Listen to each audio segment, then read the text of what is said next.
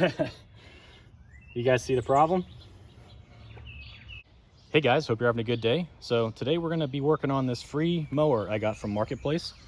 It's a 20-inch Yard Machines MTD mower with a 148cc Briggs 300 series engine with the tank mounted carb. And the guy getting rid of it said that he just couldn't get it started, didn't want to deal with it, and I know nothing further than that. So let's get you set up and we'll start digging into it. So before we start cranking on this thing, let's check the oil, see if it's got any in it.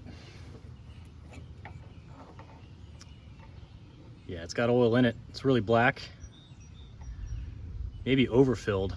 I think this is one of those ones where you actually have to screw it down the whole way for the right oil level. But you guys that know more than me, let me know, and we'll move you to the other side. All right, let's check the fuel situation. Little yellow. I see some debris and some water droplets floating around. So let's verify that it does not start. Primer seems to be working.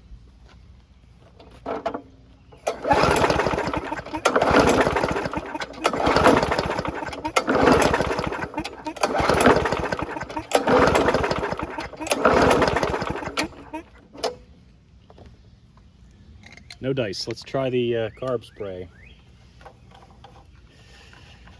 That'll rule out if we have a fuel issue or something else. And that'll need to be cleaned.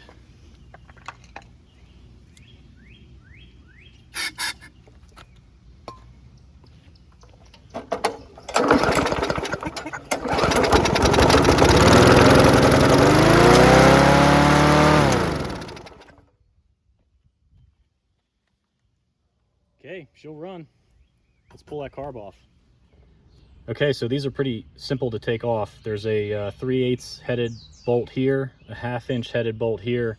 You got your crankcase breather tube that you'll need to take off, and you'll want to make sure that your springs are in the right spot. I think this one might actually be incorrect. It should be up on this loop, but you want to make sure that you put them back the way they are supposed to be when you put this back together.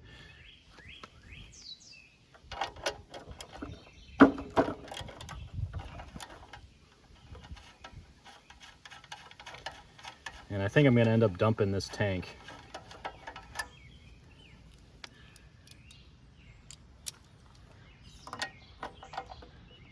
That one's on there tight.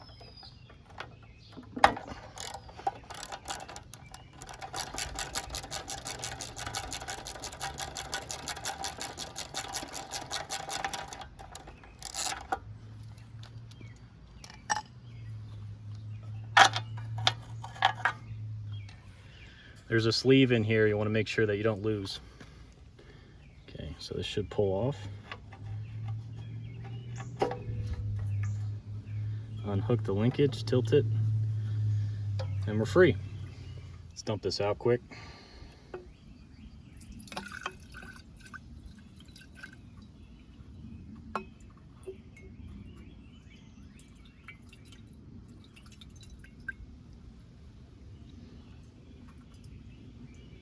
Okay.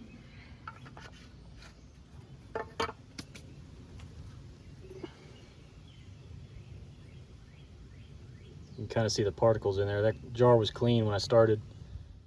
All right, guys, well, right after I poured that gas out, I got slammed by a scattered thunderstorm that really wasn't on the forecast, so we're gonna have to continue inside and maybe finish this up another day, but we can at least go through the carb and clean out the air filter. For the air filter, it's old and probably could use a replacement, but I usually tend to clean them out first if they don't disintegrate and fall apart, and this one's okay. So what I usually do is I soak them in some warm water and some Dawn and just squeeze them out to get all the old oil and dirt off of them. So we'll let that soak.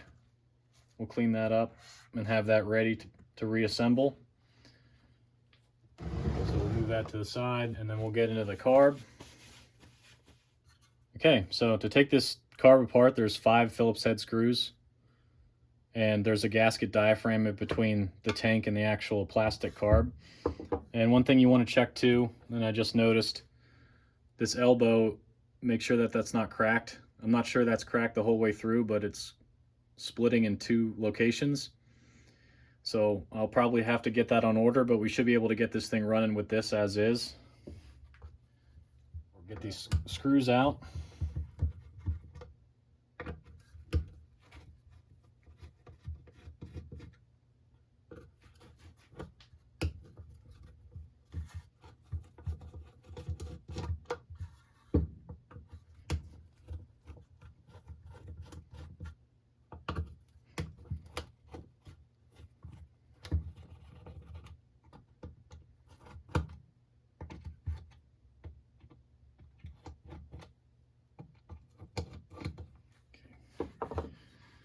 So we should be able to just lift this off.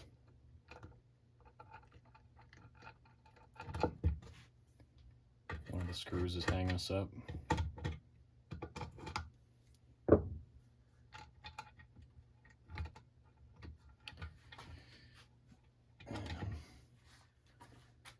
trying to not break the gasket here, so we can potentially reuse it if there's nothing wrong with it.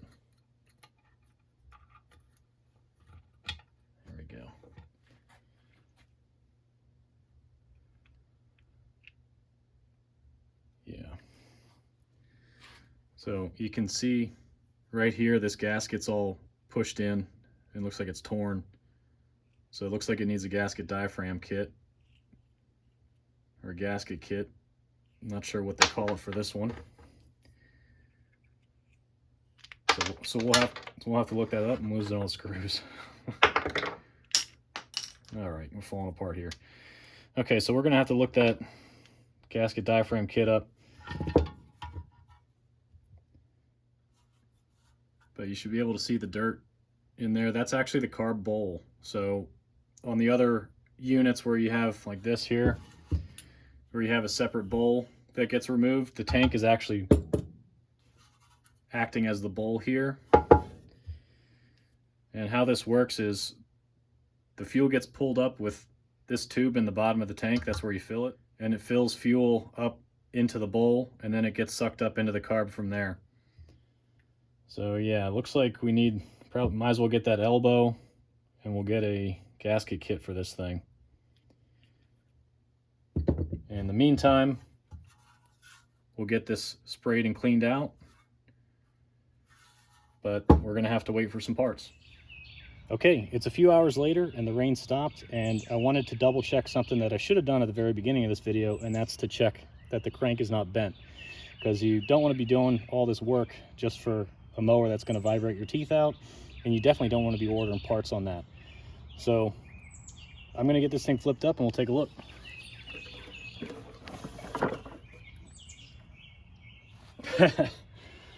You guys see the problem? Blade's on upside down. So I'm going to check this like this anyway and leave the sharpening for another day. Put my thumb here.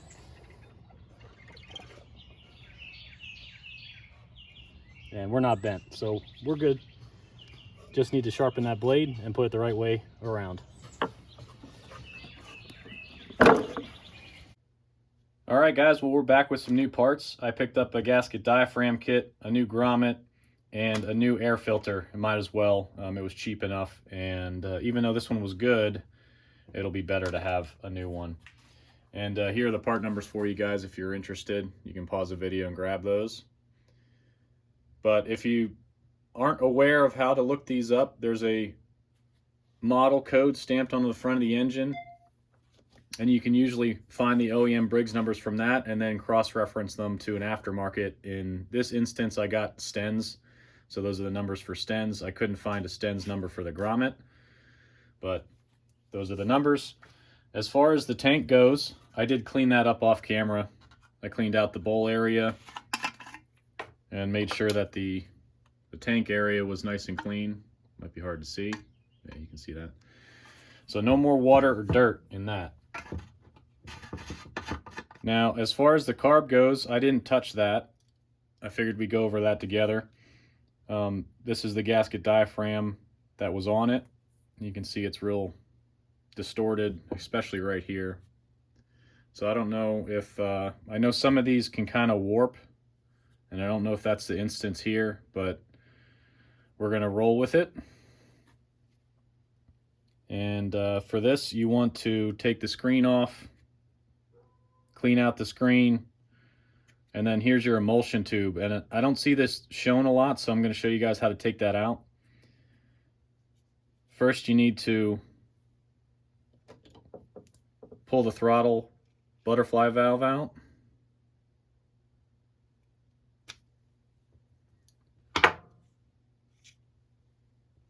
Pull the linkage shaft out, and then inside there, you'll see the tip of the emulsion tube. So what we're gonna do is just pry that out, and it might end up flinging across the table here.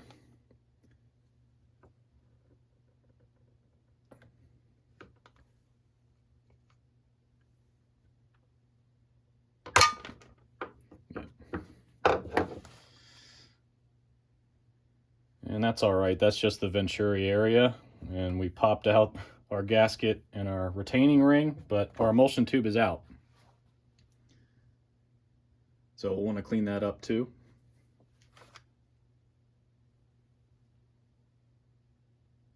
So I'm going to spend some time outside and spray this thing off, and I'll be back for reassembly. All right, nice and clean. So let me show you where I usually spray on these.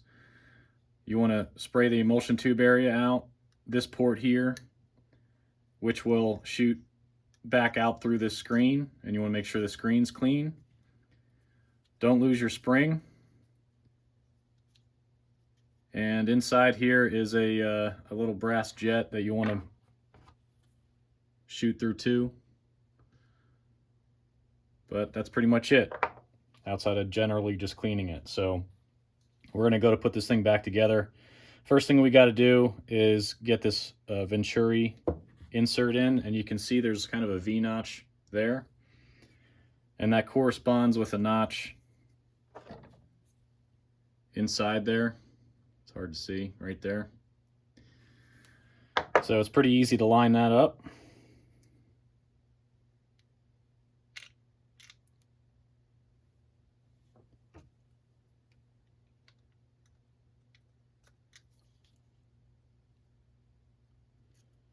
Yep, and we're seated the whole way there.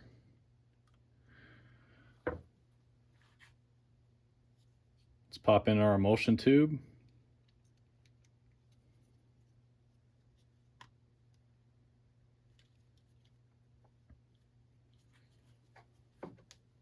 There we go. Screen goes back on.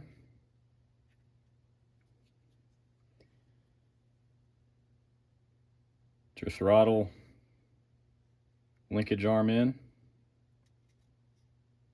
and you want to make sure that your stops are around this pin point. Okay, and then this one you can kind of get in trouble here. It went in like this, so you want to look for the two tabs here, and that goes on the outside of that slot. So we're going to grab that with some needle nose.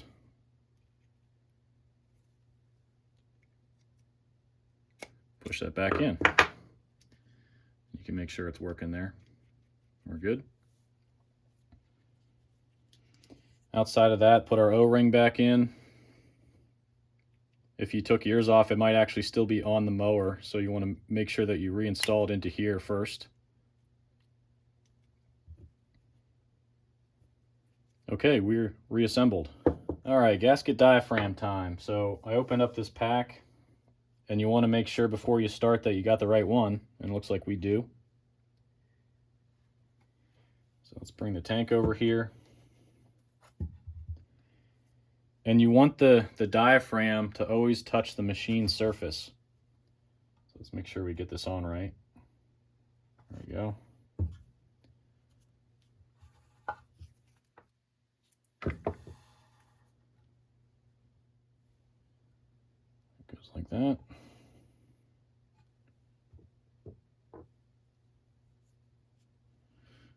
then this pickup tube goes in this hole.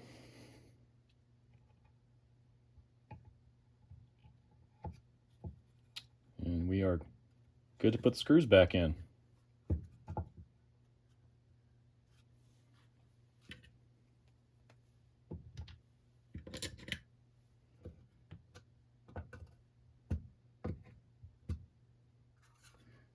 All right, well, we're all tightened down, and you kind of want to tighten them down slowly in a pattern to get it even, kind of, I guess, crush on the gasket. So yeah, we're ready to head back outside, I think. Oh, let's not forget the grommet. Okay, now we're ready. All right, back outside, and I almost forgot, we need to fix this blade. So 5/8.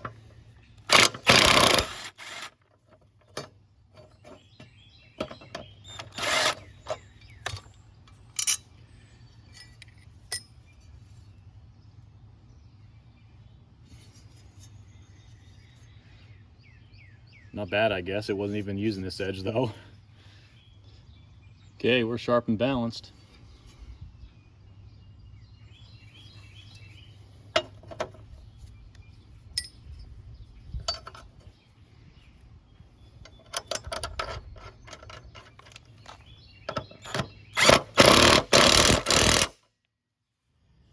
All right, well, we're right side up again, and I'm not sure how many of you guys noticed I made an oil mess when I originally checked that the crank wasn't bent.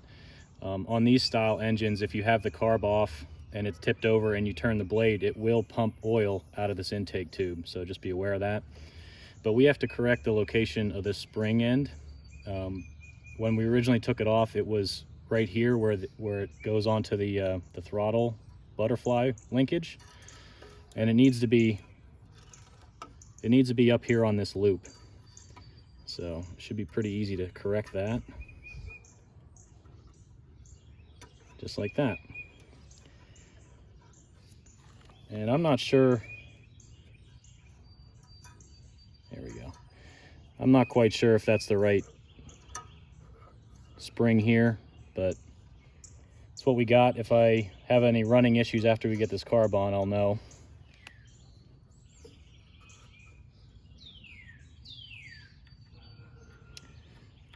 Slide that linkage in. Line up on the intake tube. Make sure the breather valve's lined up too as you slide it on. There we go. Okay, and bolts.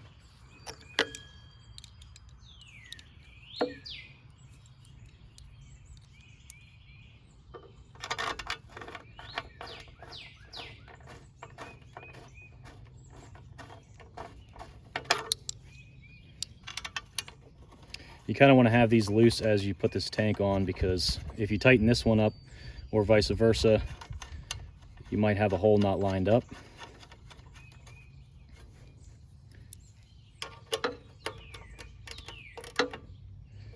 Okay.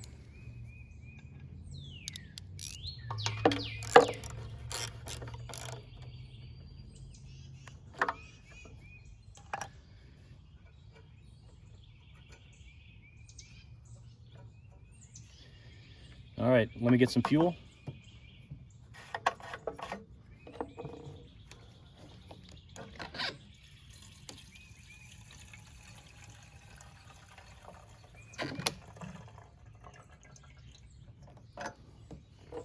Okay.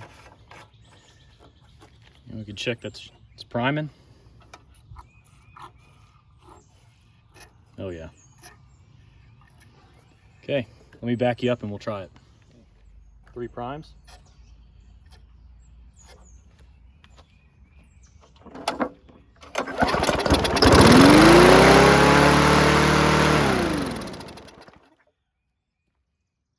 All right.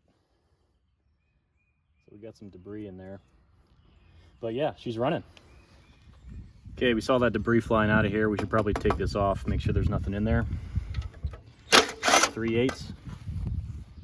This is going to be warm since I just had it running.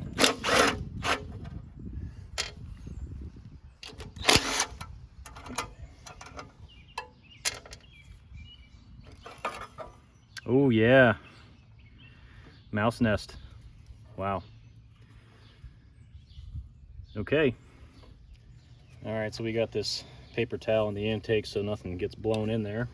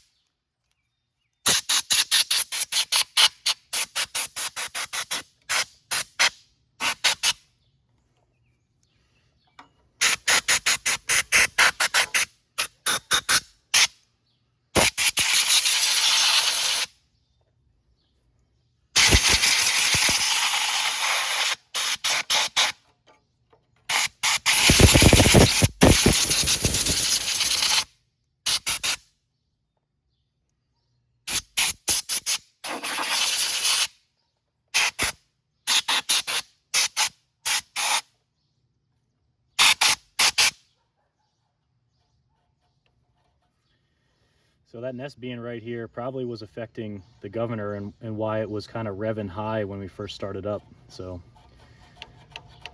yep. Okay, while we're here, let's check the intake tube bolts are tight and that the air vane isn't dirty. I think it might be. Yep, those were a little loose.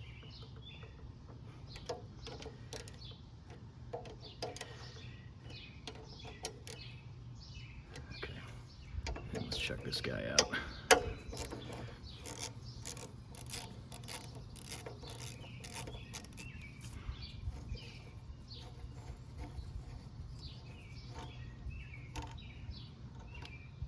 Yeah, we're good there.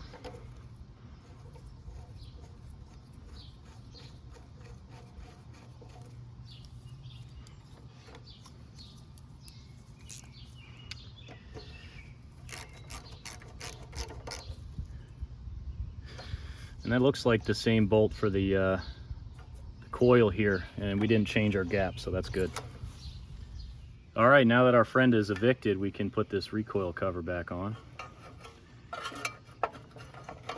didn't see any other damage other than just having the nest in there.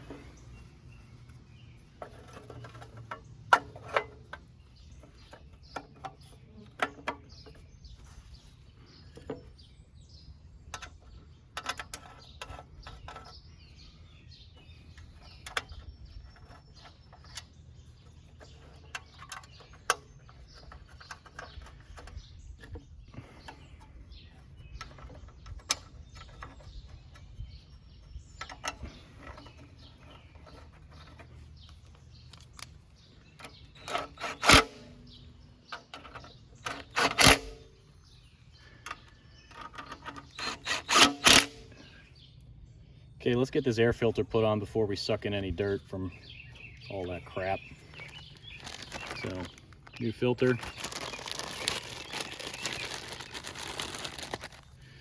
And with these, you have to oil them before you put them in. So, just put some oil on either side and rub it in.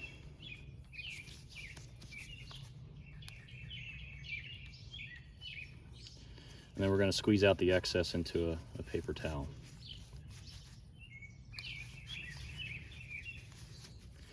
But if you didn't know, the oil is actually what stops the dirt on these types of filters.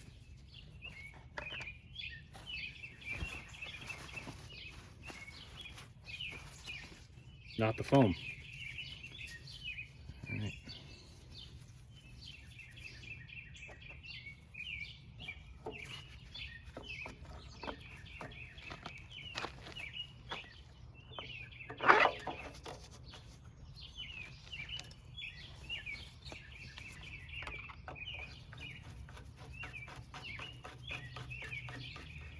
Okay, so I think we're running out of things to do on this thing except for change the oil, but I do want to check the spark plug since it's still cold, because I'm going to have to warm up the engine to change the oil. 13/16.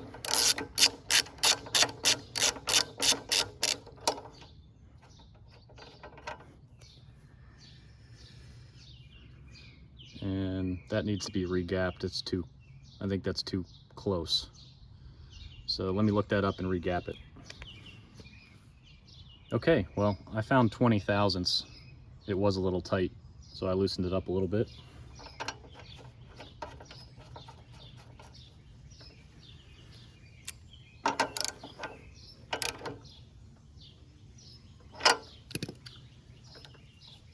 Okay. Here's that model code if you were curious about earlier, where exactly it is on the engine. It's right on the front. Let's move you back. We'll test fire it again, and then we'll move to change the oil. Okay, this is after the mouse nest.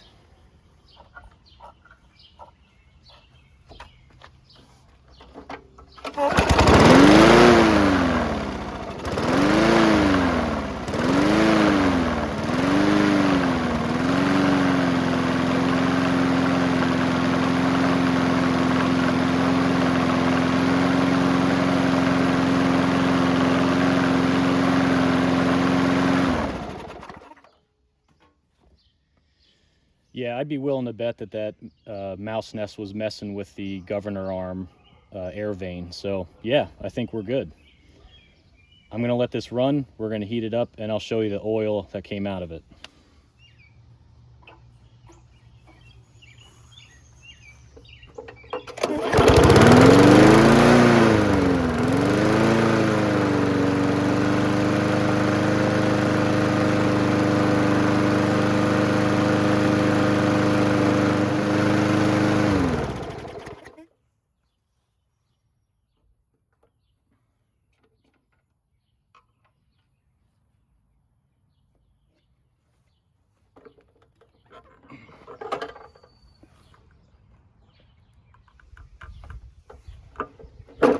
All right, that's what came out of it. Pretty black.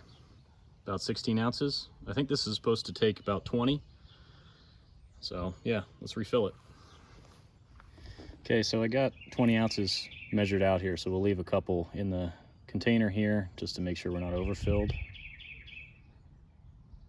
Okay, that's about 16 ounces. And I think you're supposed to screw these the whole way in to check the level. If I can get it to screw in.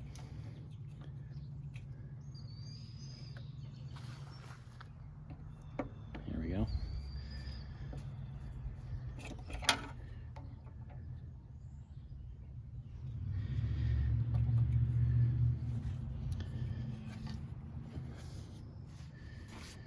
I think that was at the bottom of the mark. Check it again.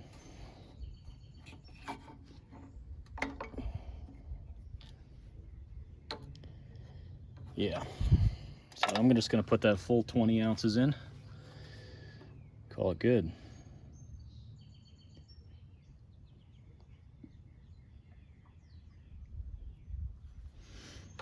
All right, one more check.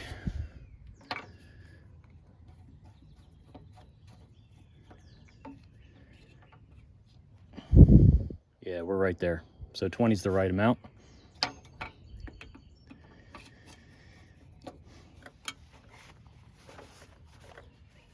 And one last start up before wrapping it up.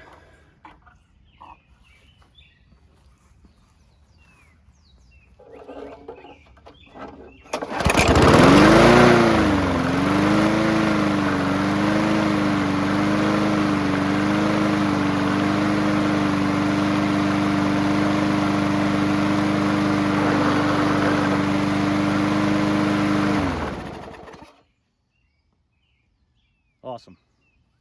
All right, well, with that, I think we'll leave this one here. We got this guy for free, about $12 to $15 in parts, and we got a pretty good running mower. It's a small one, it's a basic mower, but it'll get the job done.